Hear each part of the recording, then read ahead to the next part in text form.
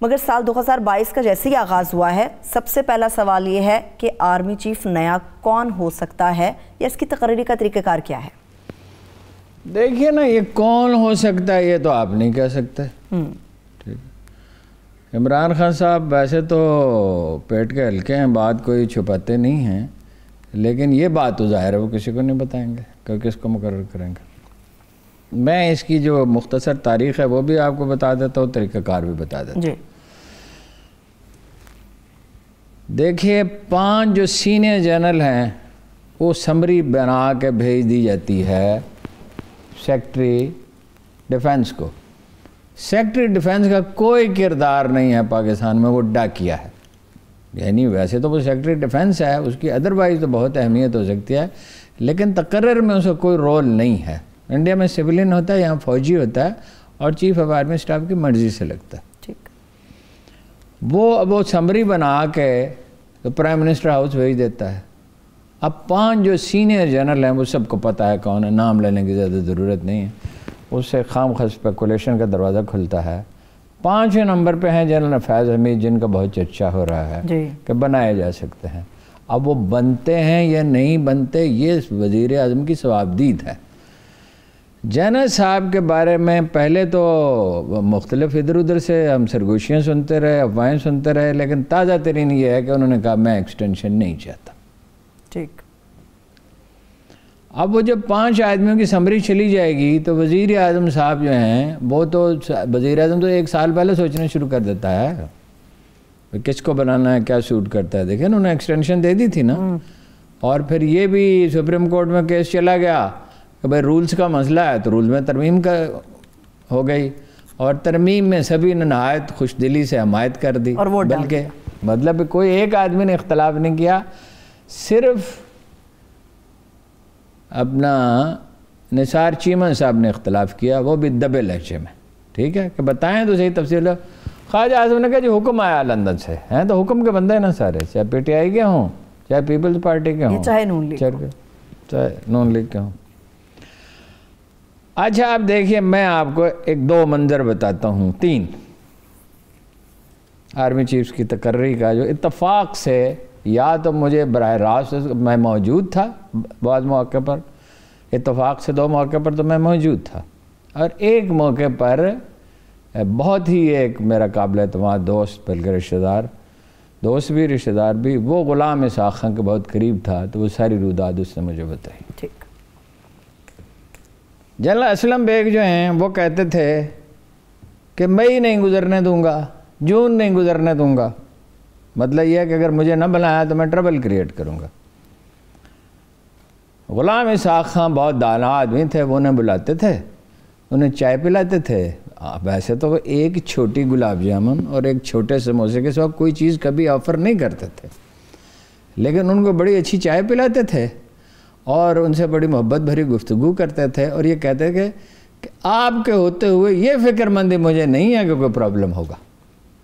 اچھا. اور ٹھنڈا کر کے بھیج دیتے تھے. جب انہوں نے دیکھا کہ نفسیاتی دباؤ بڑھ رہا ہے تو 4-5 مہینے پہلے ہی انہوں نے اعلان کر دیا جنرل آصف جنجوعہ کو چیف آف آرمی اسٹاف بنانے کا. نواز شریف صاحب کہہ رہے تھے میری مرضی کا بنے گا، انہوں نے کہا یہ ہے دستور، اس میں لکھا ہوا صدر بنائے گا. اس وقت تک صدر کا اختیار تھا اور میں اس کا فیصلہ کروں گا. صاحب انہوں نے جواب دے دیا. وہ تو بہت اسرٹ کرنے والے آدمی تھے، اور دباؤ وہ قبول نہیں کرتے تھے. جب کسی چیز کے بارے میں کلیئرٹی ہو تو دباؤ نہیں وہ قبول. وہ تو جنرل ضیاء الحق کو کہہ دیتے تھے بعض چیزیں، جب سے وہ سینٹ کے چیئرمین تھے اور ایٹمی پروگرام کی بلی کمیٹی میں تھے اور فارن ریلیشنز کے معاملے میں، تو ضیاء الحق سے بھی ڈس ایگری کر لیتے تھے، طریقے سے کرتے تھے، شائستہ آدمی تھے. اور سول سروس میں کسی شخص نے کبھی اتنا بھرپور کردار ادا نہیں کیا جتنا انہوں نے. باریکیاں بہت سمجھتے تھے، یادداشت بہت اچھی تھی، اور ٹیکٹ فل بہت تھے، اور کنٹروورسی میں پڑھتے نہیں تھے، اور زبان اپنی بند رکھتے تھے. میری ان سے بہت ملاقاتیں ہوئیں. خیر جب اعلان ہو گیا تو عجیب بات یہ ہے کہ اس دن میں موجود تھا جس دن یہ اعلان ہوا، جہاں جنرل اسلم بیگ، جنرل آصف جنجوعہ اور تمام لیفٹیننٹ جنرل موجود تھے کہ الخالد ٹینک لانچ ہونے والا تھا. اور وہاں یہ اعلان ہوا. تو جرنلسٹ 5-6 موجود تھے، 7 ہوں گے 8 ہوں گے، میں بھی موجود تھا. جنرل جب اعلان ہو چکا تھا تو اسلم بیگ ڈپریس تھے. اور انہوں نے ایک عجیب فکرہ کہا. میں تو کسی اخبار میں نہیں تھا, یعنی مضامین وغیرہ لکھتا تھا اس زمانے میں, کچھ عرصہ میں کتاب لکھی تھی اور چھٹیاں منا رہا تھا. ایک اخبار نویس کے سوا کوئی اس فکرے کا مفہوم نہیں سمجھ سکا. آؤٹ آف کنٹیکسٹ انہوں نے کہا ایک فکرہ کا, آئندہ ہم ایسی غلطی نہیں کریں گے. اس کا سیاق و سباق سے کوئی تعلق نہیں تھا, ٹینک کی لانچنگ سے تعلق ہے نہ موضوع سے تعلق. اچھا.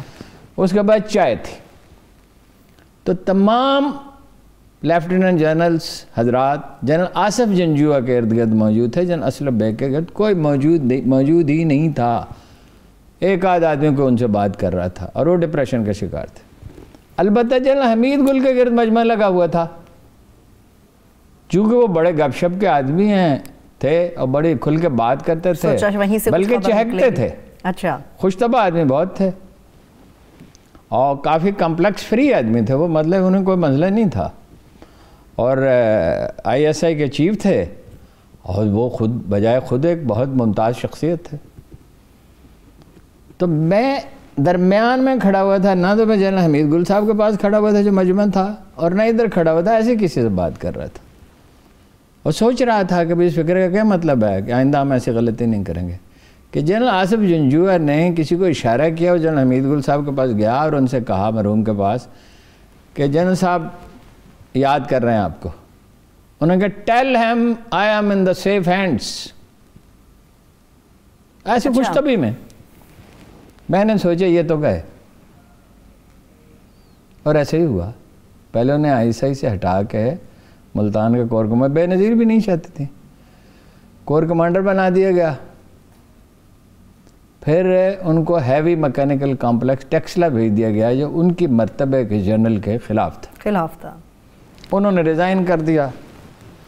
جب نئے چیف کے تقرر کا وقت آیا تو غلام اسحاق خان نے کہا اگر حمید گل ہوتے تو میں انہیں بناتا.